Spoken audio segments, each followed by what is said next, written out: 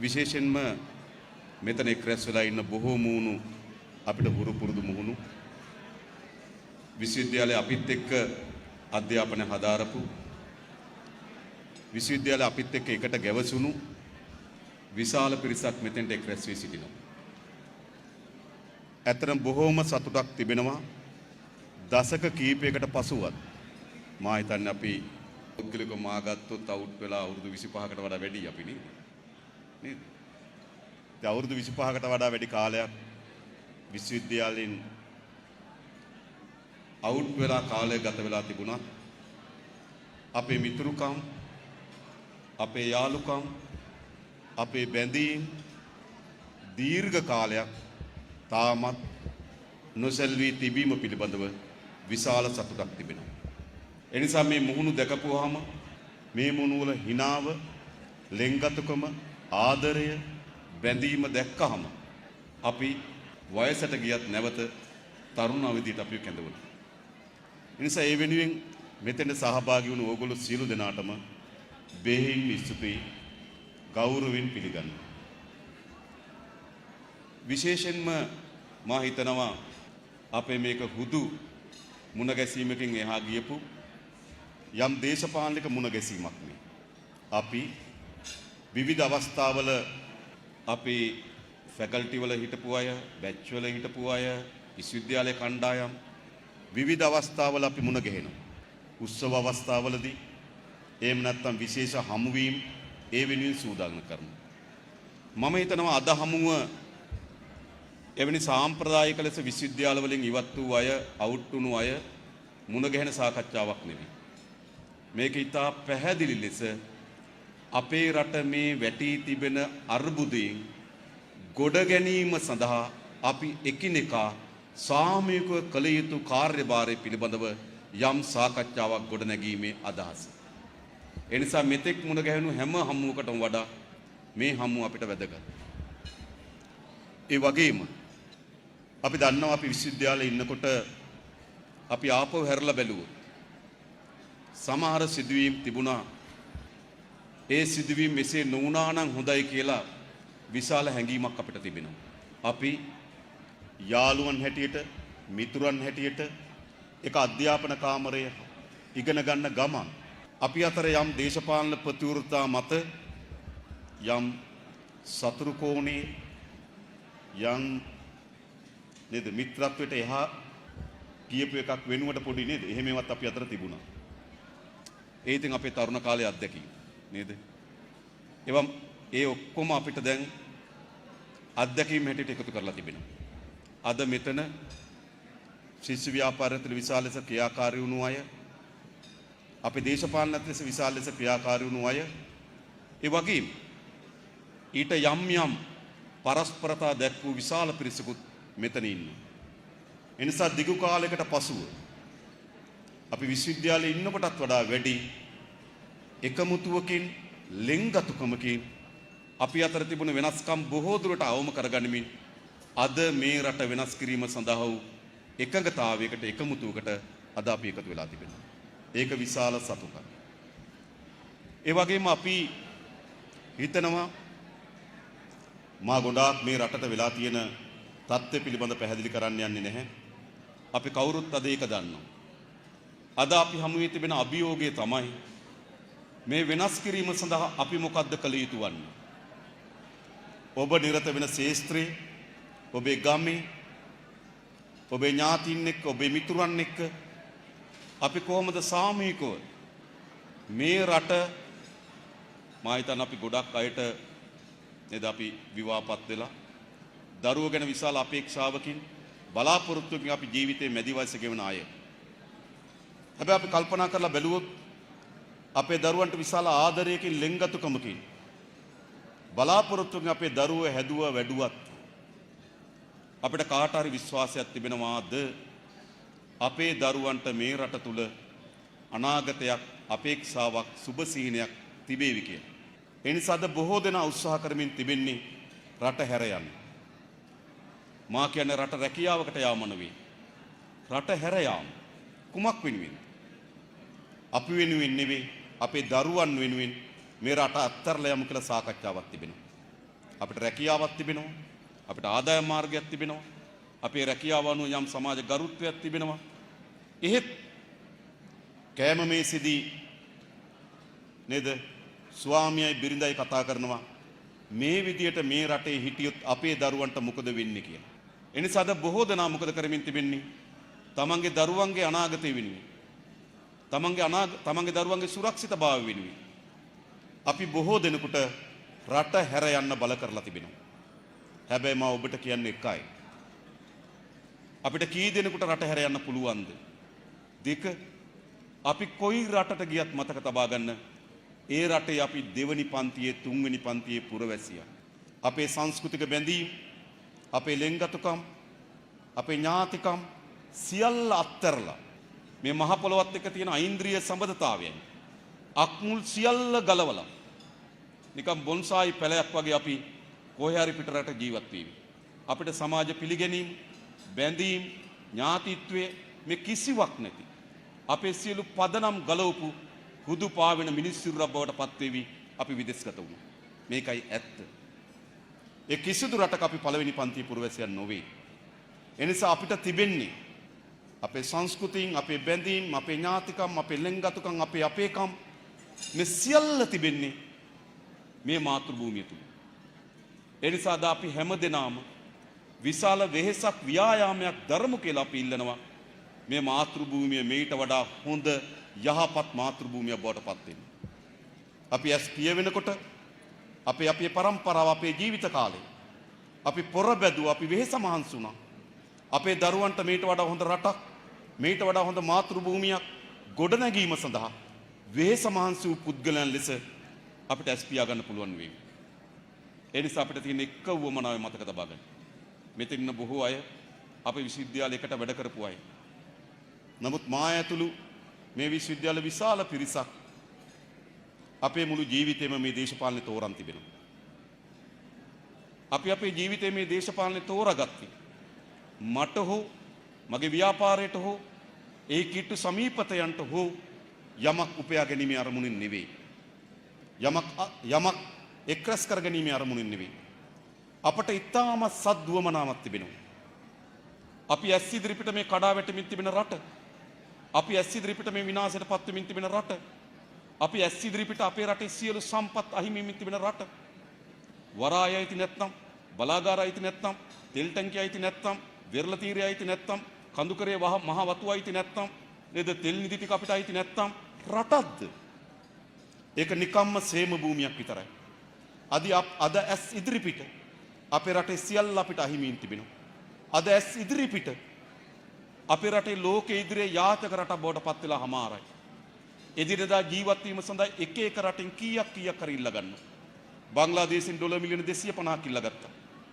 ගෙවා ගන්න බැරුණා, ආය මාස 3කින් දීර්ඝ කරගත්තා. පාකිස්තානෙන් ඩොලර් මිලියන 200ක් කිලෝන සිමෙන්ති සහ යකඩ ගේන්නේ. ඕස්ට්‍රේලියාවෙන් ඩොලර් මිලියන 300ක් කිලෝන කිරිපිටි සහ පිටි වර්ග ආනයනය කරනවා. ඉන්දියාවෙන් ඩොලර් මිලියන 1000ක් ඉල්ල ගන්නවා පරිප්පු තෙල් ඇතුළු අනිකුත් භාණ්ඩ ආනයනය කරන්න. චීනෙන් ඩොලර් මිලියන 1000ක් ඉල්ල ගන්න යනවා රෙදි පිටි සහ අනිකුත් අවශ්‍ය ද්‍රව්‍ය ඉල්ල ගන්න. යුක්‍රේනය සහ රුසියාව අතර යුද්ධයක පැටලිලා. යුද්ධයට පැටලලා ඉන්න රුසියාවෙන් ඉල්ලනවා ඩොලර් මිලියන 300ක් අපිට තෙල් සහ ගෑස් දෙන්න දී. මොකද්ද මේ වෙලා තිබෙන්නේ? දීර්ඝ කාලයක් අපේ රට අනුගමනය කළාද ආර්ථික ප්‍රතිපත්ති අපි විශාල උගුලක විනාශයකට පත් කරලා ඉවරයි. මේ අපි ඇස් ඉදිරිපිට දීවිමින් තිබෙන ඛේද වාචකය. ඒ නිසා මේ පරම්පරාවේ අපිට විශාල වගකීමක් තිබෙනවා. මේ ඛේද වාචකේ අපේ මාතෘ භූමිය නිදහස් කරගත යුතුයි. අපේ පුරවැසියන්ට මේට වඩා සුරක්ෂිත රටක්, අපේ පුරවැසියන්ට මේට වඩා හොඳ රටක් සහෝදරත්වයෙන්, ලෙන්ගතුකමෙන්, ආදරයෙන්, සිනාව, සතුට, විනෝදයේ සැපිරි මිනිස් ජීවිතයක් ඕනේ නැද්ද අපිට? ඈත ගම්වලට ගිහිල්ලා බලන්න මේ මිනිස්සුන්ගේ ජීවිතේ කොහොමද? දවල්ට කෑවොත් උදේට කන්නේ කොහොමද කියලා කල්පනා කරනවා. දරුවගේ ඇඳුමක් කිරුණොත් ඇඳුමක් අරන් දෙන්නේ කොහොමද කියලා කල්පනා කරනවා. සපත්තු දෙකක් කැඩුණොත් සපත්තු දෙකක් අරන් දෙන්නේ කොහොමද කියලා කල්පනා කරනවා. අම්මා අසනීප වෙලා නම් බෙහෙත් ටිකක් අරන් දෙන්නේ කොහොමද කියලා කල්පනා කරනවා. වැස්සෙනකොට වහලෙන් වතුර ගලනවා වහලේ හදාගන්නේ කොහොමද කියලා කල්පනා කරනවා. වාතාශ්‍රය සහිත නිවසක් හදාගන්නේ කොහොමද කියලා කල්පනා කරනවා. සාමාන්‍ය මිනිසෙකුට අවශ්‍ය වෙන මූලික අවශ්‍යතාවයන් බොහෝමයක් අපේ රටේ ග්‍රාමීය වශයෙන් ජීවත් වෙන බොහෝ පුරවැසියන්ට අහිමි කොට තිබෙනවා. මා හිතන්නේ ඔවුන්ට ජීවිතයක් අවශ්‍ය නැද්ද? හැම දිනාටම ජීවත් වෙන්න ආදායම් මාර්ගය, හොඳ අධ්‍යාපනය, නිරෝගී සම්පන්න ජීවිතයක්, ජීවත් වෙන්න නිවහන, මානසික නිදහසක්, මානසික සුවයක් ඕන. ඒක තමයි මිනිස් ජීවිතේ. අපි බොහෝ අයට අපේ රටේදී අහිමි වී තිබෙනවා. ඒ නිසා අපි පොරබදු අපි උත්සාහ කරමු මේට වඩා හොඳ රටක් නිර්මාණය කර ගැනීම වෙනුවෙන්. ඒ සඳහා අපි ශක්තිමත්ම ජනතා ව්‍යාපාරයක් ගොඩනගමින් තිබෙනවා. ඒ තමයි ජාතික ජනබලවේගය. අපි පහුගිය දෙසැම්බර් මාසේ 21 වෙනිදා ඒ ජාතික ජනබලවේගයේ නායක මණ්ඩලය හඳුන්වා දුන්න 73 දෙනෙකුගෙන් අපිට විශාල සතුටක් තිබෙනවා. ඒ 73 දෙනාගෙන් විශාල ප්‍රමාණයක් නියෝජනය කරන්නේ මේ කැලණි විශ්වවිද්‍යාලයෙන් ඉගෙනගත්තු විද්‍යාර්ථීන්. අපේ හිටපු පීඨාධිපති මහාචාර්ය චන්දන අබේරත්න සොයුරා ඒ ජාතික විධායක සභාවේ නියෝජිතයෙක්. අපි මහාචාර්ය අනිල් ජයන්ත සොයුරා එම ජාතික විධායක සභාවේ නියෝජිතයෙක්. ඒ වගේම ආචාර්ය විජිත් රෝහණ මම හිතන්නේ සහභාගී ආවේ නැහැ නේද? ඇවිල්ලා ඉන්නවා. ආචාර්ය විජිත් රෝහණ එම ජාතික විධායක සභාවේ නියෝජිතයෙක්. ඒ වගේම මහාචාර්ය අපේ වසන්තා සුබසිංහ සොහොයුරිය එම ජාතික විධායක සභාවේ නියෝජිතවරියක්. මම එම ජාතික විධායක සභාව නියෝජනය කරනවා. අපේ විජිත හේරත් සහෝදරයා එම ජාතික විධායක සභාව නියෝජනය කරනවා. අපේ සමන්ත විද්‍යාරත්න සහෝදරයා එම ජාතික විධායක සභාව නියෝජනය කරනවා. අපේ වසන්ත සමරසිංහ සහෝදරයා එම ජාතික විධායක සභාව නියෝජනය කරනවා. අපේ මුදිත නානායක්කාර සොයුරා එම ජාතික විධායක සභාව නියෝජනය කරනවා. ඒ නිසා ජාතික ජනබලවේගයේ ඉහළම මණ්ඩලයේ විශාල පිරිසක් මේ කැලණි විශ්වවිද්‍යාලයෙන් අධ්‍යාපන හදාරපු විද්‍යාර්ථීන්. ඒ ඔබගේ සොහොයුර ඔබත් එක්ක එකට කාමරේ ගජේ ගහපු කට්ටිය, ඔබත් එක්ක කැන්ටිමේ එකට අඩුව කාපු කට්ටිය. එහෙම කට්ටිය මේ. ඔබගෙන් දුරස් අය නෙවෙයි. ඔබත් එක්ක සමීප බැඳීම් තිබෙන අය. ඒ විතරක් නෙවෙයි. එළියට නොපෙනුනත් මේ ව්‍යාපාර විශාල බරක් අදිනවා. අපේ අධිකාරි සහෝදරයෝ කැලණි විශ්වවිද්‍යාලය, අපේ මංගල කැලණි විශ්වවිද්‍යාලය, අපේ ධම්මික මధుරප්පෙරම සොයුරා කැලණි විශ්වවිද්‍යාලය, අපේ ගාමිණී රත්නායක කැලණි විශ්වවිද්‍යාලය, අපේ නන්ද බණ්ඩාර කැලණි විශ්වවිද්‍යාලය, අපේ නන්දන කැලණි විශ්වවිද්‍යාලය, අපේ අජිත් මොනරාගල කැලණි විශ්වවිද්‍යාලය, අපේ ජයලත් අත්තනායක සබරගම විශ්වවිද්‍යාලයේ ආචාර්යතුමා එතුමා දාවින අසනීප නිසා කැලණි විශ්වවිද්‍යාලය. ඉතින් විශාල පිරිසක් අපේ ආරි නේද ඉන්නව නේද? කෑගල්ල අපේ දිස්ත්‍රික් විධායක සභාව නියෝජනය කරනවා. ඒ නිසා මම නම් කියන්න ගියොත් ගොඩක් අපේ සුනිල් ඉන්නවත් දැන් අපේ විදුහල්පති සංගමේ සභාපතිවරයාට කටයුතු කරනවා. ඉන්නවනේ. ඒ නිසා ගත්තොත් මොකද වෙලා තිබෙන්නේ? මේ ව්‍යාපාරේ ඔබත් එක්ක එකට සමීපව ගැට ගැසුණු, ඔබත් එක්කට කාමරේ ගජේ ගහපු, ඔබත් එක්ක කැන්ටිමේ අඩුව කාපු, ඔබගේ වේදනාවන්, ඔබගේ සමීපකම්, ඔබගේ ලෙන්ගතුකම දන්න මිනිස්සු. එහෙම මිනිස්සුගේ ආණ්ඩුවක් අපිට ඕනේ නැද්ද? එහෙම මිනිස්සුගේ පාලනයක් අපිට ඕනේ නැද්ද? අපි යෝජනා කරන්නේ ඒක. මේ මහ පොළොවත් එක්ක ඓන්ද්‍රිය සම්බන්ධතාවයක් තිබෙන, මේ මිනිස්සුන් එක්ක ලෙන්ගතුකමක් තිබෙන, මේ මිනිස්සුන් එක්ක බැඳීම් තිබෙන පාලනයක් අපි මේ රටේ ගොඩනගන්න ඕන. ඒ සඳහා විශාලතම ව්‍යාපාරය අපි ජාතික ජනබලවේගයේ ගොඩනගලා තිබෙනවා. අපි දිස්ත්‍රික් සමුළු පවත්වලා තිබෙනවා.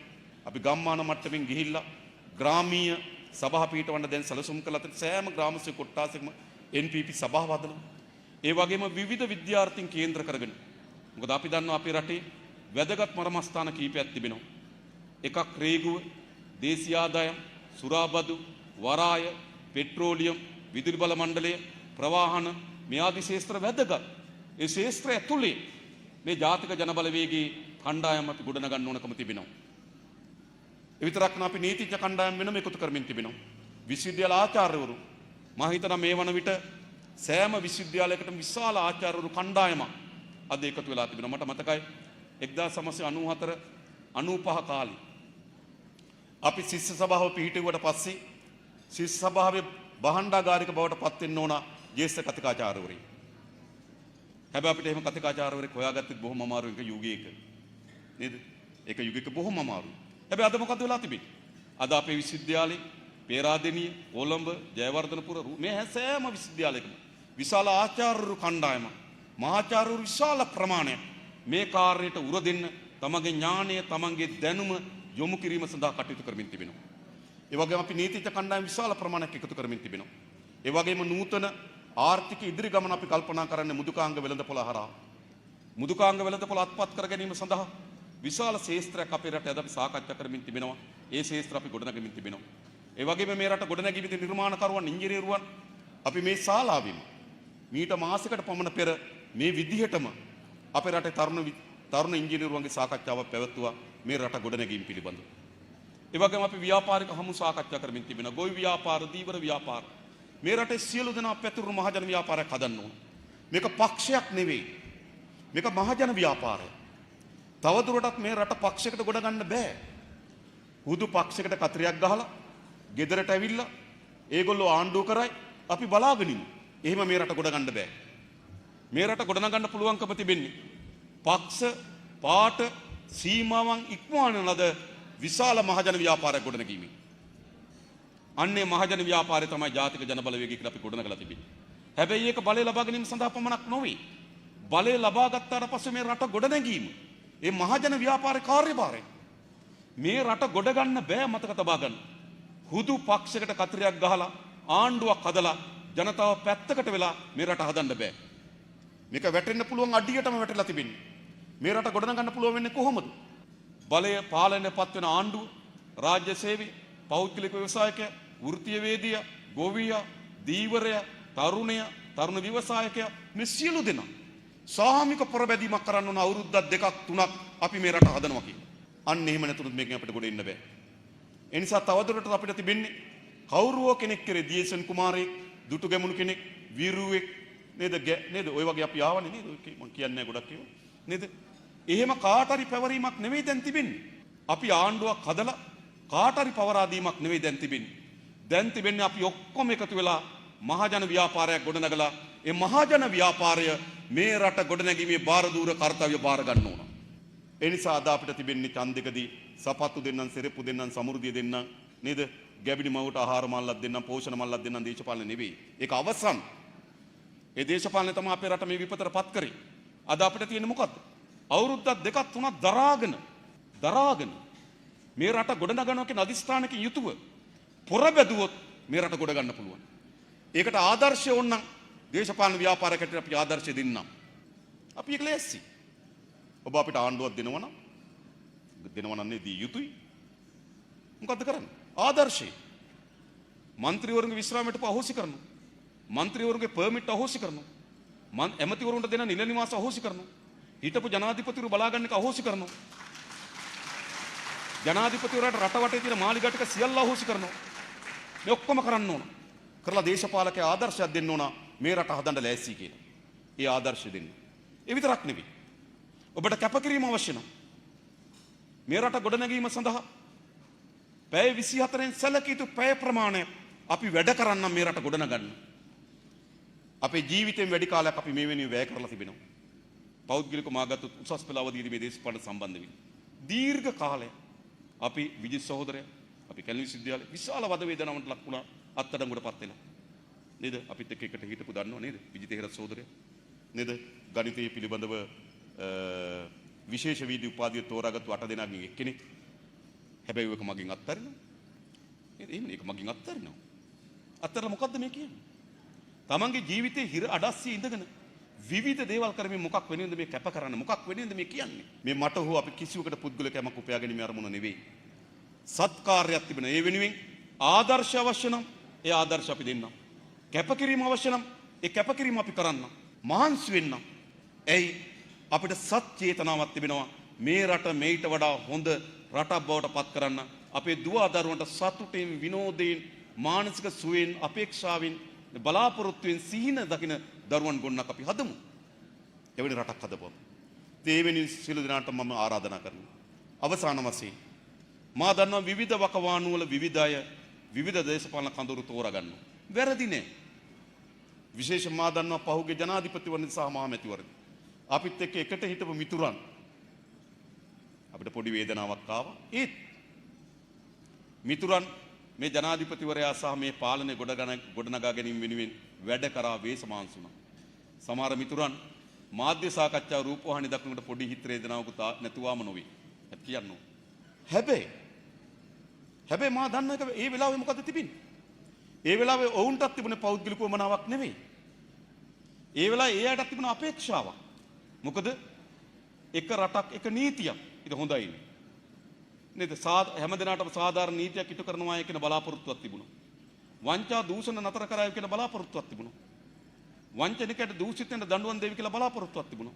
රට මහා ආර්ථික ගමනක් ගෙන යාවි කියලා බලාපොරොත්තුවක් තිබුණා.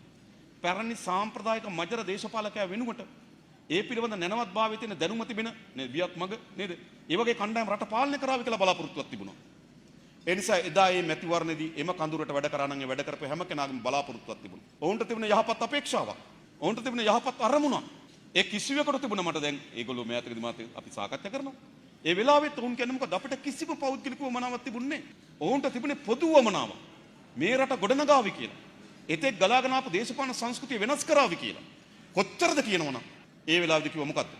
මහින්ද මහත්තයටත් ගෝඨාභය මහත්තයත් එක්ක සෙල්ලම් කරන්න හම්බෙන්නේ නැහැ කිව්වා. එහෙමනේ කිව්වා. ඉතින් විශ්වාස කරා.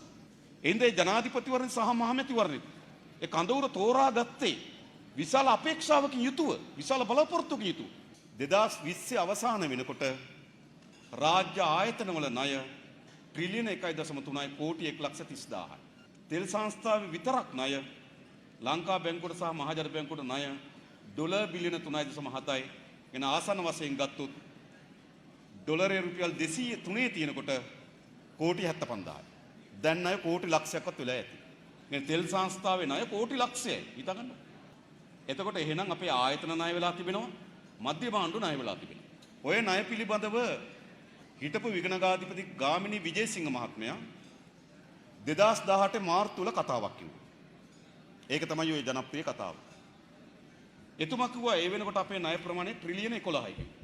එතුමා කිව්වා ණය ප්‍රමාණය ට්‍රිලියන 11යි. එතකොට අපි ඕන කෙනෙක් ණයක් ගත්තාම අපිට ඒ ණයෙන් ඇති කරන ලද වත්කම් පෙන්වන්න පුළුවන් වෙන්න ඕන. දැන් අපි ගෙයක් හදන්න ලක්ෂ 10ක් ගත්තොත් අපිට බැංකුවෙන් ඇවිල්ලා ඇහුවොත් කෝ ලක්ෂ 10 කියලා අපිට කියන්න පුළුවන් අත්තිවාරම දාන්න මෙච්චර ගියා, බිත්ති උස්සන්න මෙච්චර ගියා, වහලේ ගහන්න මෙච්චර ගියා කියලා අපිට ණය පෙන්වන්න පුළුවන්. ඉතින් විගණකාධිපතිතුමා මේ ණය වලින් කරපු දේවල් පරීක්ෂා කරා කියලා කිව්වා. පරීක්ෂා කරපු එතුමා කිව්වා අපේ ණය ප්‍රමාණය ට්‍රිලියන 11යි. හැබැයි අපේ වත්කම් තියෙන්නේ ට්‍රිලියන 1.8යි කියලා. ට්‍රිලියන 11ක් ණය වෙලා තිබෙනවා. හැබැයි හදලා තියෙන්නේ ට්‍රිලියන 1.8යි. එනිසා එතුමා කියනවා ට්‍රිලියන 9.2කට වෙච්ච දෙයක් නැහැ කියලා. ඉස්සර අපි හිතුවේ ගහන්නේ 10%යි කියලා.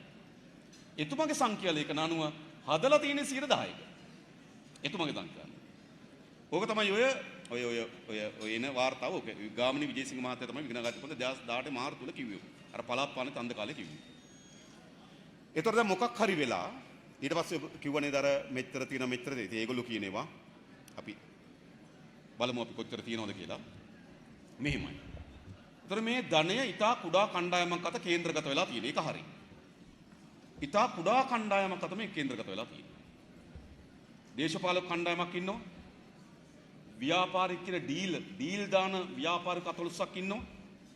රාජ්‍ය සේවය පරිපාලන සේවය නිකන් පරිපාලන සේවය 2400ක් විතර. ඒකෙන් නිකන් 50ක් 60ක් මේකට ඇතුල් වෙලා තිබෙනවා. පොලිසිය ඉන්නවා 84000ක් විතර. ඕකෙන් නේද 50ටත් අඩු ප්‍රමාණයක් මේකට ඇතුල් වෙලා තිබෙනවා. එදා කුඩා ලේයර් එකක් මේක. මේක විශාල එකක් නෙවෙයි. දේශපාලකයන් ව්‍යාපාරිකයන් 14ක් නේද 2400ක් වෙන පරිපාලන සේවයෙන් නිකන් 50ක් විතර 84000ක් වෙන පොලිසියෙන් නිකන් 50ක් විතර. එතන මේ කුඩා ලේයර් එකක් තමයි මේ රටේ මහජනයාගේ ධනය විශාල ප්‍රමාණයක් එකතු කරගෙන තියෙන්නේ. ඒතර දැන් හැම ආණ්ඩුවක්ම බලයට පත් වුනම මේ වංචනිකයන්ට දඬුවම් දෙනවා කියලා කිව්වා. 1994 දී අපිට මතකයි චන්ද්‍රිකා කුමාරතුංග මැතිණිය කිව්වා ඒ වෙලාවේ එක්සත් ජාතික පක්ෂ ආණ්ඩුවට විශාල චෝදනාවක් තිබුණා. මොකද එකක් තිබුණා විජේපාල මෙන්ඩිස් පොල් ත්‍රිකෝණෙම් අක්කර 76ක පොල් වත්තක් ගත්තලු LRC එකට අයිති පොල් වත්තක් පොල් අක්කරේ රුපියල් 2කට. ඒක රුපියල් 152කට පොල් අක්කර 76යි. ඒතර විශාල චෝදනාවන් එල්ලලා වල තුනේ 17 අවුරුදු. ඉතින් චන්ද්‍රිකා කුමාරතුංග මැතිණිය කිව්වා මොකද්ද? එයා බලයට ආපු හැටියේ මේ වංචනිකයන් අල්ලලා ගෝල් පේස් පිටිය තියලා හැම ගන්නවා කිව්වා. ලේසි නෑ. හැබැයි මොකද උනේ? ඒ ආපු පාලක කණ්ඩායමට අර වගේම චෝදනා සිමෙන්ති කම්මල විකුණනකොට තවල් කාල්වරුන්ට ටෙලිකොම් එක විකුණනකොට එයා ලංකා විකුණනකොට විශාල චෝදනාවන් එල්ල වෙලා තමයි බැහැලා ගියේ. ඒගොල්ලෝ දූෂණ දඬුවම් දුන්නේ නේ. නැවත 2015 දී විශාල සාකච්ඡාවක් ගොඩ නැගුණා මේ වංචනිකයන් දූෂිතයන්ට දඬුවම් දෙනවා කියලා. 2015 ජනවාරි මාසේ 8 වෙනිදා ආණ්ඩුව හදාගන්නවා. ඒ 2015 ජනවාරි මාසේ 8 වෙනිදා ජනතාවගේ තිබුණු විශාල බලාපොරොත්තුව තමයි මේ මහා ජනයාගේ ධනය හොරකම් කරපුවාට දඬුවම් දෙයි කියලා. හැබැයි ජනවාරි මාසේ 28 වෙනිදා ආණ්ඩුව ජනවාරි මාසේ 8 වෙනිදා ආණ්ඩුව හදාගන්නවා. පෙබරවාරි මාසේ 28 දින 50ක් යන්න කලින් මහ බැංකුවට ගහනවා. හොරු අල්ලන්න ආපුවා හොරකම් කරන්න පටන් ගන්නවා. ඊළඟ මේ ආණ්ඩුව බලයට එනකොට කොහොම මොකද්ද? සිංගප්පූරුවේ ඉන්න අර්ජුන මහේන්ද්‍රන් කණෙන් ඇදන් එනවා කිව්වා. නේ টොප් 10 කියලා වංචා දූෂණ 10ක් ගැන මහින්දානන්දලා පොතක් ලිව්වා. টොප් 10 කියලා. ඒ වෙලාවෙත් මතයක් ගොඩනගුවා මොකද්ද? ඒගොල්ලෝ බලයට ආපුවා මේ වංචනිකයට දඬුවම් දෙනවා කියලා. හැබැයි ඒගොල්ලන්ටත් තියෙන සීනු බදු වංචාව, ඇන්ටිජන් වංචාව, පොල්තෙල් වංචාව, හයිවේ වල වංචා, විශාල වංචනා චෝදනා දෙල්ල වෙමින් තිබෙනවා. ඒ නිසා ජනතාවගේ විශාල බලාපොරොත්තුවක් තිබුණා වංචනිකයට දඬුවම් දෙන්න කියලා. හැබැයි සිද්ධ වෙලා තියෙන දේ තමයි එහෙම දඬුවම් දීලා නැහැ. බලයට ආපු පාලකයාත් නැවත හොරකම් කරන්න පටන් අරන් තියෙනවා. එහෙනම් මේ වගේ එක පරම සත්‍යයක් තියෙනවා මොකක්ද? එකම පරම සත්‍ය තමයි දූෂිතේ කවදාවත් තව දූෂිතයෙකුට දඬුවම් දෙන්නේ නැහැ. දූෂිතේ කවදාවත් දූෂිතයෙකුට දඬුවම් දෙන්නේ නැහැ. මේ ළඟදී ඔයගොල්ලෝ දැක්කනා ලක්ෂ්මන් කිරියල්ල නැගිටලා කියනවා ජොන්ස්ටන්ට රඹුක්කන ගලගෙදර හයිවේ කෑල්ලෙන් ඔයා හොරකම් කරා නේද කියලා. ජොන්ස්ටන් එතකොට කියනවා ඇයි ඔයා මීරිගම කුරුණෑගල කෑල්ලෙන් ගැහුවේ? උත්තර. චන්න ජයසුමන රාජිත් සේනරත්නට කියනවා බෙහෙත් දෙනකොට ඔයා හොරකම් කරා. ඔයා නැව් ගත්තා කියලා චන්න ජයසුමන රාජිතට ගහනවා. රාජිත නැගිටලා ඉන්න සෞඛ්‍ය ඇමතිට බෙහෙත් ඇමතිට ගහනවා. ඇයි ඔයා මාළඹෙන් ගෙවල් ගත්තේ? නේද? අර ගෙයක් කාර් ගන්න වාහන ගන්න මෙහෙම ගියේ කියලා පෙන්නනවා. එකෙන් කියන්නේ මොකද්ද? මේ දෙපාර්ශ්වෙම හොරකම් කරනවා වගේම දෙගොල්ලෝ ආරක්ෂා කරනවා. ඒ නිසා මේ රටේ දඬුවම් දෙනවා නම් දිය හැකි වන්නේ තව දුරටත් දූෂිතයෙකුට දඬුවම් දෙන්නේ නැහැ. දඬුවම් දිය හැකි වන්නේ අදූෂිත දේශපාලන ව්‍යාපාරයකට විතරයි දඬුවම් දෙන්න පුළුවන්. ජාතික ජනබලවේගය අදූෂිත දේශපාලන ව්‍යාපාරයක්. අපි මේ දීපල පවර ගන්නවා දඬුවම් දෙන්න. සැකයක් හිතන්න එපා. පෞගේදා පාර්ලිමේන්තුවේ ජොන්සන් නැගිටලා මට ඇඟිල්ල දික් කරලා කිව්වා ඔයාට වංචනිකයන්ට දඬුවම් දීමේ බලය තිබ්බා කියලා කිව්වා මට නැගිටලා. මම ඒ වෙලාවේ නැගිටලා කිව්වා මට එහෙම බලයක් තිබ්බනම් ඔය ඉස්සරහා පේලිය ගොඩක් අය ඇතුලේ කිව්වා. මහින්ද රාජපක්ෂත් ඉස්සරහා පේලියදී හොඳේ. මට එහෙම කියන්න පුළුවන් වෙන්නේ මොකක් නිසාද? මම අදූෂිතෙක් නිසා. අපේ ව්‍යාපාරය අදූෂිත ව්‍යාපාරයක් නිසා. මම දූෂිතෙක් නම් පහුවදා මම ඇතුලේ. මම කියන්නේ. ඒ නිසා මේ වැඩේ කරන්න පුළුවන් අදූෂිත ව්‍යාපාරයකට. කරනකොට මතක තියාගන්න. අපේ රටේ නීතියේ ප්‍රශ්නයක් නෑ. හොඳ බරපතල පනත් තුනක් තිබෙනවා. මුදල් විසුද්ධිකරණ පනත තියෙනවා. මුදල් විසුද්ධිකරණ පනත යටතේ ඕනෑම පුරවැසියෙක් ලංකාවේ දීපලක් උපයාගත්තු දීපල උපයාකරගත්තු ආකාරය පැහැදිලි කරන්න බැරි නම් ඒ දීපල පවර ගන්න පුළුවන්. එනේ මුදල් විසුද්ධිකරණ පනත කියන්නේ තමන් උපයාගත්තු ආකාරය කියන්න බැරි නම් ගන්න පුළුවන්. වැදගත්ම පනතක් මනි ලොන්ඩරින් ඇක්ට් එක. ඊළඟ පනතක් තිබෙනවා පොදු දීපල පනත. පොදු දීපල වලට රුපියල් 25000කට වඩා වැඩියෙන් අලාභහානියක් කරලා තියෙනවා නම් ඇපනේ බේල් දෙන්නේ නැහැ හොඳේ. අර පහුගියදා KDU පනතට විරුද්ධව පාර්ලිමේන්තු ඉස්සරහා උද්ඝෝෂණයක් තිබුණා. ඒ උද්ඝෝෂකරුවන් ඇවිල්ලා පඹේ පිච්චුවා. පඹය පිච්චීම නිසා උසාවිය පොලිසිය නඩුවක් දැම්මා. පඹය පිච්චීම නිසා පාරට සිද්ධ වෙච්ච හානිය 75000 කියලා. 75000 කියලා මාස 7ක් අප දුන්නේ. පඹේ පාරේ පිච්චපු නිසා. ඒ පොදු දීපල පනත. ඒ තරම් බලවත්. රුපියල් 25000කට වඩා වැඩි රාජ්‍ය දීපලට හානි කරලා තිබුණා නම් අප නැහැ. හරිද? ඉතින් අර පඹය පිච්චපුවේ මාස 7ක් රිමාන්ඩ් හිටියා. මේගොල්ලෝ ආත්ම 7ක් ඉන්න උන වැඩිනේ. ඉතින් ඒ පනත තියෙනවා. ඊළඟ තියෙන මොකද අල්ලස්සෝ දූෂණ කොමිසම සභා පනත. ඒකවත් ඉතාමත් බලවත් පනතක්. අපේ රටේ රජය වෙනුවෙන් නීති පවරන්න පුළුවන් නීතිපති දෙපාර්තමේන්තුවට නීතිපති දෙපාර්තමේන්තුව නැතුව නඩු දාන්න පුළුවන් එකක් මොකද්ද? අල්ලස්සෝ දූෂණ කොමිසම සභා පනත. අල්ලස්සෝ දූෂණ කොමිසම සභා පනතට අල්ලස් කොමිසමට පුළුවන් නඩු දාන්න. ඉතින් නීතිවල ප්‍රශ්නයක් නෑ. ආයතනවල ප්‍රශ්නයක් නෑ. මේ ආයතන ඉතාමත් හොඳ මිනිස්සු ඉන්නවා. ඉතාමත් හොඳ මිනිස්සු ඉන්නවා. 104ක් කරප්ෂන් අය ඉන්නවා. හැබැයි නේද මේකේ ඉන්න 90කට වඩා වැඩි ප්‍රමාණයක් තමන්ගේ ඩියුටි එක නිසි පරිදි ඉටු කරන්න ඕන කියලා නිලධාරීන් ඉන්න අපරාධ පරීක්ෂණ දෙපාර්තමේන්තුව. එයා ඉන්නවා නීතිපති දෙපාර්තමේන්තුව. එයා ඉන්නවා අධිකරණී. අන්න ඒ අයට හරහා මේ වැඩේ හරියට බාර දුන්නොත් ඉතා කෙටි කාලෙකින් මේ අයට දඬුවම් ලබා දෙනවා සහතික වශයෙන් මේ දීපල පවර ගන්න. ඒ කියන්නේ සැකයක් තියාගන්න එපා. මොකද ඒක කරනවා නම් කරන්නේ ජාතික ජනබලවේගී පාලනයක් විතරමයි හොඳයි. ඔබේ අපේක්ෂාව නෙවෙයි පාලකයාගේ අපේක්ෂාව. ඔබේ බලාපොරොත්තු නෙවෙයි පාලකයාගේ බලාපොරොත්තු. ඔබේ උවමනාව නෙවෙයි පාලකයාගේ උවමනාව. ඒගොල්ලන්ගේ උවමනාව වෙනස් උවමනාවන්. ඒක අද අපි ඇස් ඉදිරිපිට පෙන්වන්න කරමින් තිබෙනවා. කමක් නැහැ ඒක ඉතිහාසෙ. හැබැයි දැන් නේද අපි රෑ වැටිලා තියෙනවා වලේ, දවල් වැටිලා තියෙනවා, ආය රෑ වැටිලා තියෙනවා, ආය දවල් වැටිලා තියෙනවා. මං හිතන්නේ මේක දැන් අවසන් කරන්න ඕන. කියමනක් තියෙනවනේ වලකට වැටීම මුලකට හොඳයි කියලා. ඉතින් දැන් අපි අවසන් කරන්න ඕන වෙලාවට ඇවිල්ලා තිබෙනවා. ඒ නිසාම ඔයගොල්ලෝ හැම දිනකටම ආරාධනා කරන්නේ අපි එකතු වෙමු. මේක වෙනස් කරමු. අපේ දරුවන්ට මේට වඩා හොඳ රටක් හදමු. ආඩම්බරයෙන් ශ්‍රී ලංකාව කියලා හඬගා කියන්න පුළුවන් රටක් අපි හදමු. අපි හැම දිනකටම අභිමාණයෙන් ජීවිතය ගත කරන්න පුළුවන් රටක් අපි නිර්මාණය කරමු. අන්නේ නිර්මාණය කිරීම වෙනුවෙන් සියලු දෙනා එකතු වෙමු කියලා ආරාධනා කරමි. ඒ වගේම ඔබ සියලු දෙනා මේ අවස්ථාවට සහභාගී වෙලා අපිට ශක්තිය අපිට ධෛර්යය ලබා දීම පිළිබඳව බෙහෙවින් විශ්වාසවන්ත වෙමින් මම එනම් අවසන් කරනවා. බොහොම ස්තුතියි හැම දිනකටම. ඇත්තටම ලංකාවේ ආණ්ඩුවක් පිළිටවන්න නම් අපිට සිංහල ඡන්ද වගේම තීරණාත්මක බලපෑමක් වෙනවා. උතුරු නැගෙනහිර වතුකරේ ඡන්ද මූලික වශයෙන් දෙමළ ඡන්ද, ඒ වගේම මුස්ලිම් ඡන්ද. ඉතින් අපිට ගොඩක් වෙලාවට දකින්න හම්බ වෙන්නේ මේ සිංහල ඡන්ද වෙනුවෙන් අපි කරන උපක්‍රම විතරයි. අපි ජන NPP සභා පිටවල ඒ වගේ අපිට ගොඩක් වෙලාවට දකින්නේ ඒ ක්ෂේත්‍රේ විතරයි. ඇත්තටම තීරණාත්මක සාධකයක් තමයි මේ පතුකරේ සහ උතුරු නැගෙනහිර ඡන්ද. ඒකට තියෙන උපක්‍රම මොකද්ද? මේ වැඩපිළිවෙල මොකද්ද ජන බලවේගය තුල? ඒ කියන්නේ බලය ලබා ගැනීම විතරක් නෙවෙයි. අපේ රට ගොඩනගනවා නම් ගොඩනගන්න පුළුවන්කම තිබෙන සාධක අතර වැදගත් සිංහල, දෙමළ, මුස්ලිම් සියලු පුරවැසියන්ගේ දායකත්වයේ සහ විශ්වාස සහිත ආණ්ඩුවක් හදාගන්නේ. නමුත් පහුගිය කාලේ පුරාවටම සිද්ධ වුණු දේ තමයි මේ දේශපාලනය විසින් අපි අතර සමගිය පළුදු කරා.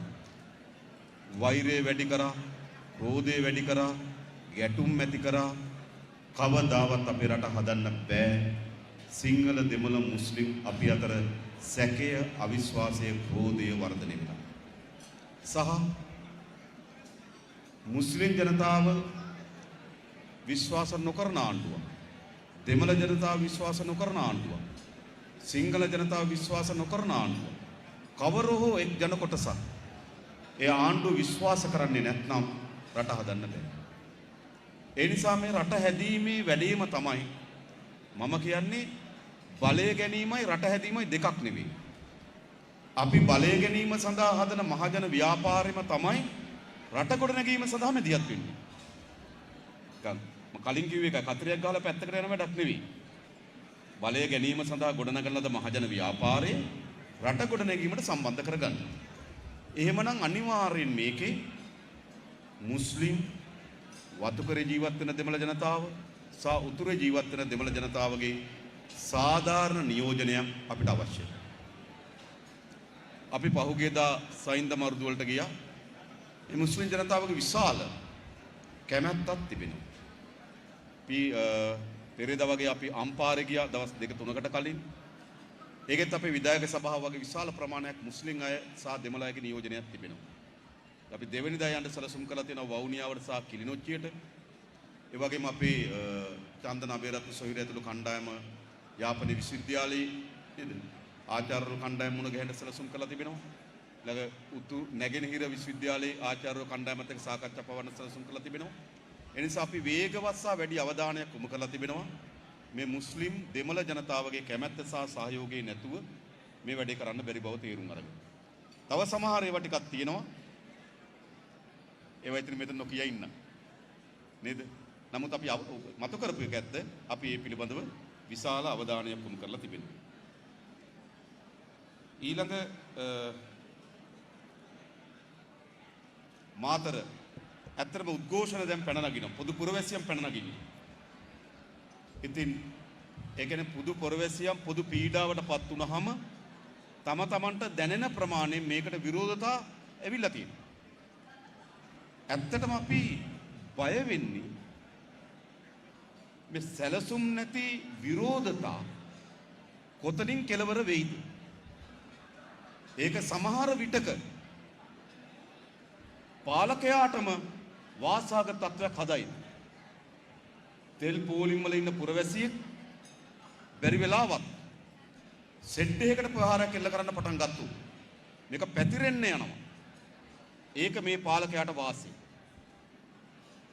ඒ නිසා ඇත්තටම විරෝධතා පැන නගිනවා වගේම ඒ විරෝධතා යම් සංවිධානාත්මක මැදිහත් වීමකට එන්නේ නැත්නම් පාලකයාටම වාසාගත තත්ත්වයක් හදනවා. බය කරන්න විවිධ මර්ධන නීති ගේන්න මේ තත්ත්වයන් උපයෝග කරගන්න පුළුවන්. ඒ නිසා අපි උපරිම උත්සාහ කරමින් තිබෙනවා රටේ ජනතාව මුහුණ දී තිබෙන ප්‍රශ්නවලදී ඒ විරෝධතාවේ මෙහෙවීම සංවිධානාත්මක භාවය ජාතික ජනබලවේගය අපිට සම්බන්ධ ගොවි ව්‍යාපාර අපිට සම්බන්ධ ගුරු වර්ගලේ ගත්තොත් අපිට සම්බන්ධ ගුරු සමිති ව්‍යාපාරය ගොවියෙක් ගත්තොත් අපේ නාමල් සහෝදරයාගේ ප්‍රධානත්වයෙන් පෙනී සිටින ගොවි ව්‍යාපාර මෙන්න මෙවැනි සංවිධානාත්මක ජනතා නැගිටීමක් ජනතා උද්ඝෝෂණය තමයි අවශ්‍ය. එහෙම නැතුව තැන තැන හුදකලා පැන නගින උද්ඝෝෂණ නැවත පෙරලා පුරවැසියන් පීඩාවට පත් කිරීම සඳහා පාලකයන්ට දෙන අනුබල දීම. ඒ නිසා අපි උපරිම උත්සාහ කරමින් තිබෙනවා ඒ දේ සංවිධානය කරන්න. හැබැයි සමහර දේවල් වළක්වන්න බෑ. පුරවැසියන් දේශපාලන පක්ෂ නෙවෙයි පුරවැසියන් ප්‍රශ්න ඇවිල්ලා තිබෙනවා. ප්‍රශ්න එනකොට වේගයෙන් කලබලයෙන් ආවේගයෙන් මැදිහත් වීම තිබෙනවා. ඉතින් ඒවා සමහර ඒවා අපේවම නෙවෙයි එහෙම වෙන්න පුළුවන්.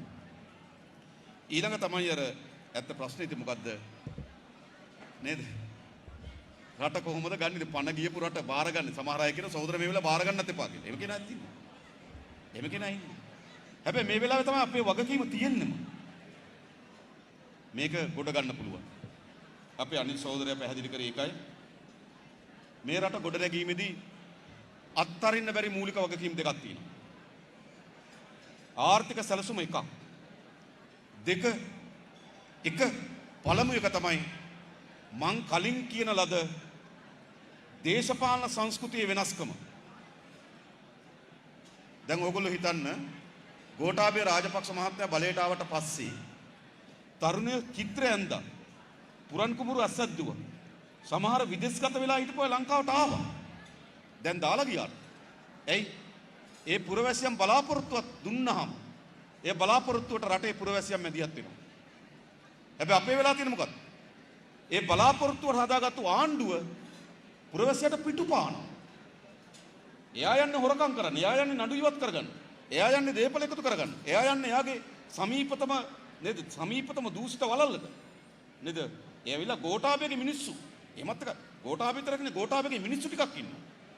ඒගොල්ලෝ ධනෙ ක්‍රස් කරගත්තාම පුරවැසියා එළියට වැටෙනවා. ආණ්ඩුවත් එක්ක විරසකයටපත් වෙනවා. ඒ නිසා අපේ ප්‍රවේශය තමයි මේ දේශපාලන සංස්කෘතිය අපි හදන්න ඕන මොකටද? පුරවැසියාගේ උවමනාවන් නියෝජනය කරන දේශපාලකයෝ. මම කලින් කිව්වේ සාධක ටිකක්. ඒතර පුරවැසියට පොදු ජනයාට ඒත්තු වෙනවා. රයිට්. මේගොල්ලොත් කැපකිරීම පටන් ගන්න තිබෙනවා. මේගොල්ලොත් අවංකභාවයේ තිබෙනවා. මේගොල්ලොත් මේ වැඩේ කරන්න ලෑස්ති කියන සංඥාව යන්න උඩ. ඒක නැතුව හදන්න බෑ ඒක. දෙක අපේ රටේ මේ ආර්ථික අර්බුදයේ විශාල පංගුවක් ඇති කරලා තිබෙන්නේ වංචාව සහ දූෂණය. මම ඔයාලට උදාහරණ ඕන තරම් කියන්න පුළුවන්.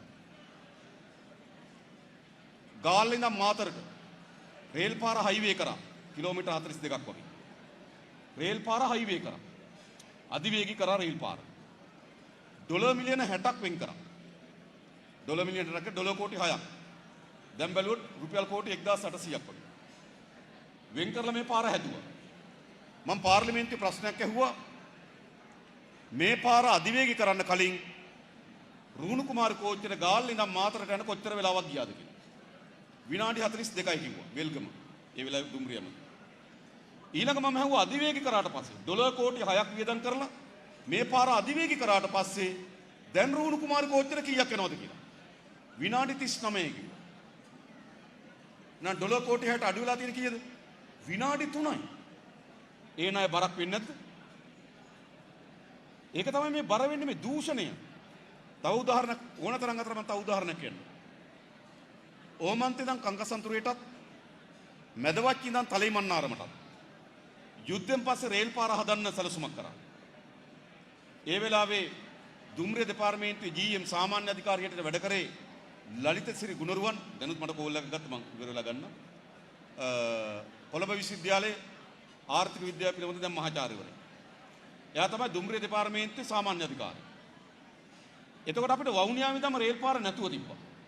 නමුත් වවුනියාව ඉඳන් ඕමන්තේට දුම්රිය දෙපාර්තමේන්තුව මැදිහත්ලා පාර හැදුවා කිලෝමීටර් 13ක්. වවුනිය ඉඳන් ඕමන්තේට පාර හැදුවා. ඊට පස්සේ දුම්රිය දෙපාර්තමේන්තුව සැලසුම හැදුවා.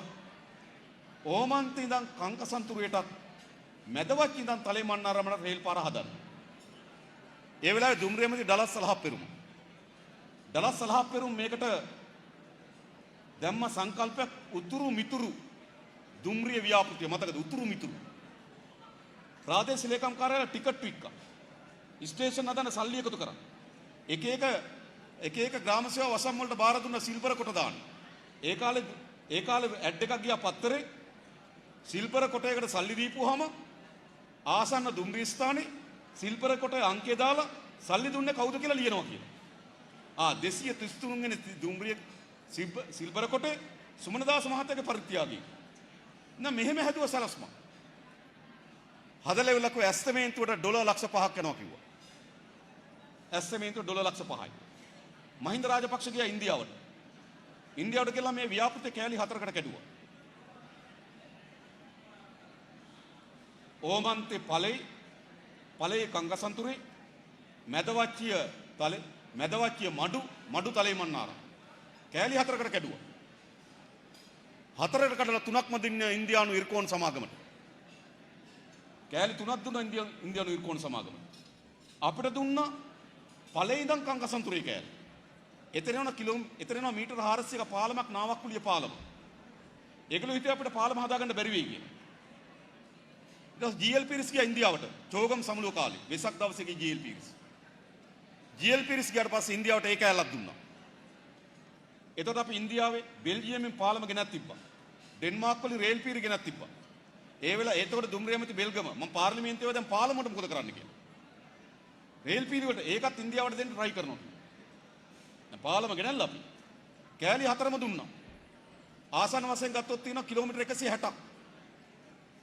අපේ ඇස්තමේන්තුව කිලෝමීටර් ලක්ෂ 5යි. ඉන්දියාවට දුන්නේ කිලෝමීටර් එකට ලක්ෂ 22යි ඩොලර්. ප්‍රශ්න මොකක්ද? අපි ව්‍යාපෘතියක් හදනවා. ව්‍යාපෘතියේ වටිනාකම වගේ 4 ගුණයක් වියදම් කරනවා. ඒක බරක්. ණය බරක් උනේ නිකන් නෙවෙයි. ණයවට සරිලන වත්කම් හැදුන්නේ. ඇයි වත්කම් හැදුන්නේ නැත්තේ? ඒ වස්සේ විශාල යටිමඩි ගියා. ගනුදෙනු ගියා. මත්තල ගුවන්තොටුපළ 2013 විවෘත කරේ. ඩොලර් මිලියන 243ක් වියදම් කරා. ඩොලර් මිලියන 243ක් වියදම් කරා මත්තල ගුවන්තොටුපළ හදන්න. 2020 ප්‍රසන්න රන්තුංග කැබිනට් පත්‍රිකාවක් දැම්මා. මත්තල ගුවන්තොටුපළෙන් ගොඩ බාන කිසිදු ගුවන් යානයකට ගුවන් යානය ගොඩ බෑම සඳහා අය කිරීමක් කරන්නේ නැහැ කියලා. දැන් ගුවන්තොටුපළක් හදලා අපි පොලේ ගිහලා ත්‍රිවිල් එකක් ගහුවා කීයක් හරි ගන්නවා. හැබැයි ගුවන් යානයට අය කිරීමක් කරන්නේ නැහැ කියලා කිව්වා. ඒත් ආවේ නැහැ. 2021 ගිය අවුරුද්දේ අගෝස්තු මාසේ කැබිනට් පේපර් එකක් දැම්මා. මත්තල ගුවන්තොටුපළේ ගොඩ බාලා කටුනායකට ආවොත් කටුනායක අය කිරීම 150යි. මත්තල හින්දා කටුනායකට කියලා වෙනවා. නිකන් ගත්තා. මත්තල ගොඩ බෑවොත් නිකන් මත්තල ගොඩ බාලා කටුනායකට ආවොත් 150යි. එහෙනම් මේ ව්‍යාපෘති සිද්ධ වුණේ කොහොමද? මේ ව්‍යාපෘති ඔක්කොම සිද්ධ වුණේ හොරකමට.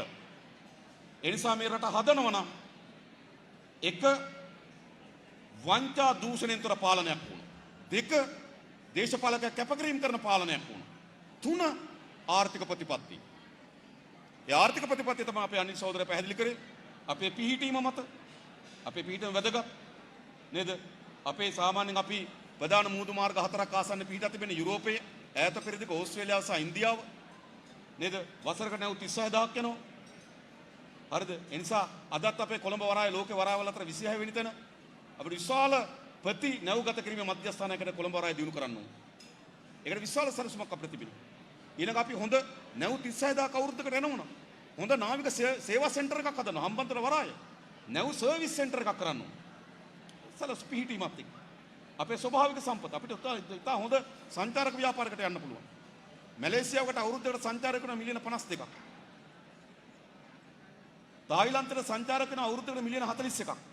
ලංකාවට වැඩිම සංචාරකයෝ 2018 මිලියන 3.8යි. සමාවෙන් 2.4යි. ලක්ෂ 24යි ආවේ. මැලේසියාවට මිලියන 52යි. තායිලන්තයට මිලියන 42යි. ලංකාවට ලක්ෂ 24යි. අපිට හොඳ විභවයක් තියෙන එතන වර්ධනය සංවර්ධනය කරන්න. හොඳ මනරම්ම වෙරළ තීර දෙකක් තියෙනවා. මේ අවුරුද්ද පුරාම දකුණ වාර ගන්න වෙනකොට නැගෙනහිර විවෘත වෙනවා. නැගෙනහිර වාර ගන්න වෙනකොට දකුණ විවෘත වෙනවා. ඊට පස්සේ ජෛව විවිධත්වයේ යුතු පරිසර පද්ධතියක් තිබෙනවා. ගල් විහාරයේ කූට්ටම් පොකඩ වැනි ඓතිහාසික නිර්මාණ තිබෙනවා. අපිට සංචාරක ව්‍යාපාරය ඉතා හොඳ තැනකට යන්න පුළුවන්. එහෙනම් අපේ පිහිටීමයි ස්වභාවික සම්පත් මත සම්බන්ධ වෙච්ච ආර්ථික සලස්ම. අපේ ගොඩනැගීම අධ්‍යාපනය ඉතා වැදගත් තැනක අපි පිහිටවනවා. 2021 අවුරුද්දේ සෞදි අරාබිය තෙල් යවලා සෞදි අරාබිය ලෝකෙට තෙල් යවලා 2021 හොයාගෙන තියෙන ඩොලර් බිලියන 113යි. සෞදි අරාබිය ලෝකෙට තෙල් යවලා ඩොලර් බිලියන 113ක් හොයන් තියෙනවා. ඉන්දියාව ලෝකෙට මුදුකාංග වෙළඳපොලෙන් IT පැත්තෙන් මුදුකාංග වෙළඳපොලෙන් ඉන්දියාව හොයාගෙන ඉන්නවා ඩොලර් බිලියන 133ක්. එහෙනම් අද වටින්නේ තෙල්ද නොලෙජ්ද? තෙල් වල වටිනාකම අවසන් වෙලා තිබෙන්නේ. සෞදි අරාබිය අවුරුද්දකට මොහොන්නේ ඩොලර් බිලියන 113යි. ඉන්දියාව IT වෙළඳපොලේ මුදුකාංග වෙළඳපොලෙන් හොයාගෙන තියෙනවා ඩොලර් බිලියන 133ක්. අපිට එච්චර යන්න ඕනේ. ඒකෙන් 10%ක් අල්ලගත්තොත් ඇති. ඒ නිසා අධ්‍යාපනය ගොඩනැංවීම ප්‍රධානම මොළබඩපත් කරන අධ්‍යාපනය ලෝකේ මුදුකාංග වෙළඳපොලෙන් පංගුවක් අපි අත්පත් කරගන්න ඕන. එහෙම දීර්ඝ කාල සලස්මක් හැදුවොත් මම කියන්නේ ආපු හැටි කොට ගන්න පුළුවන් කියලා. හැබැයි මේ අර්බුදයට ක්ෂණික විසඳුමක් අපිට ඕන. භාණ්ඩ ගේන්න බැරි වෙලා තියෙනවා. ඒකට ක්ෂණික විසඳුමක් ඕන. යම් ස්ථාවර භාවයකට මධ්‍ය සලස්මක් ඕන. රට දියුණු කිරීම සඳහා දිගු සලස්මක් ඕන. එතන ක්ෂණික මැදකාලීන ස්ථාවර කිරීම සඳහා දිගු සලස්මක් එක අපේ ආර්ථික සලස්ම ඉල්ලලා තිබෙනවා. ඒ නිසා මේ වැටුණු රටම තමයි අපි බාර ගන්න ඕනේ. එහෙම නැත්නම් හදපු රටක් අපි බාර ගන්න ඕන අපි පැත්තකට යමු. රට හදලා නම් අපි දේශපාලනය කරන්න ඕනේ නේ. දැන් අපිට වගකීම තියෙන්නේ වැටුණු රටම බාර ගන්න තමයි. ඒ නිසා මේ රට බාර ගන්නත් ඕන, මේ රට හදන්නත් ඕන. එනිසා අවසාන වශයෙන් මම හිතන ප්‍රශ්න තුන අවසාන වශයෙන් ඕගොල්ලෝ නැවතත් අපි එකතු වෙමු. මේ ව්‍යායාමය කරමු. අපේ දරුවන්ට අපේ ගම්වල සාමාන්‍ය මිනිස්සුන්ගේ ජීවිත ගිහිලා බලන්න. ආහාර වේලක් නැහැ, නිසි පෝෂණයක් නැහැ, විනෝදයක් නැහැ, සතුටක් නැහැ. ඔහෙ ඉපදෙන, ඔහෙ මොනවා හරි කරන, ඔහෙ මැරෙනවා. මෙහෙම ජීවිත ඕනද මිනිස්සුන්ට? ඒ නිසා මේට වඩා හොඳ රටක් අපි නිර්මාණය කරමු. ඒ වෙනුවෙන් සියලු දෙනා එකතු වෙමු කියලා ආරාධනා කරමින් අවසන් කරනවා. බොහොම ස්තුතියි හැම දිනකටම. The News Reporter වාරණයෙන් තොර අපක්ෂපාතී වාර්තාකරණය.